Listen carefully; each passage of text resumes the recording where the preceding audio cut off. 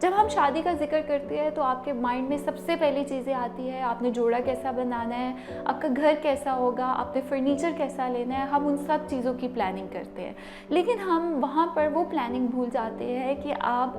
اپنے آپ کو ایک دوسرے انسان کے ساتھ منسلک کر رہے ہیں، جس کے اندر خوبیاں بھی ہوگی اور اس کے اندر خامیاں بھی ہوگی۔ لیکن ہمارے ایک کانسیپٹ بنا ہوا ہے، اگر میں لڑکیوں کی بات کروں تو انہیں شروع سے ہی اس طرح سے ٹرین کیا جاتا ہے کہ جو آپ نے کرنا ہے شادی کے بعد کرے، آپ پڑھائی کرنا چاہ رہے ہو شادی کے بعد کرو، آپ جاب کرنا چاہ رہے ہو شادی کے بعد کرو، گھر میں کچھ وہ تبدیل کرنا چاہے تو انہیں کہا جاتا ہے کہ آپ اپنے گھر میں جا کر جو ہے وہ کرو گے۔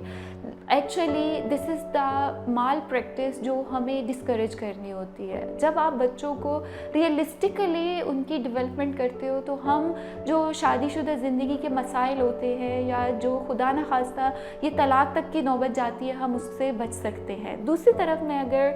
بوائز کی یا میلز کی بات کروں تو ان کے اوپر ہمیشہ ایک ذمہ داری ہوتی ہے، یا انہیں صرف اس چیز کے بارے میں تربیت دی جاتی ہے یا انہیں اس طرح سے بلڈ اپ کیا جاتا ہے کہ آپ کا کام کمانا ہے، اگر آپ اچھا کما رہے ہو تو آپ ایک اچھا گھر چلا سکتے ہو۔ وہیں پر ہم یہ بھول جاتے ہیں کہ یہ ایک ایسا رشتہ ہے جہاں پر آپ نے دوسرے انسان کے ساتھ زندگی گزارنی ہے، اس کو ایکسیپٹ کرنا ہے، اس کو اڈاپٹ کرنا ہے۔ تو شادی سے پہلے آپ لوگوں کے لیے یہ بنیادی چیزیں جاننا بہت ضروری ہوتی ہے۔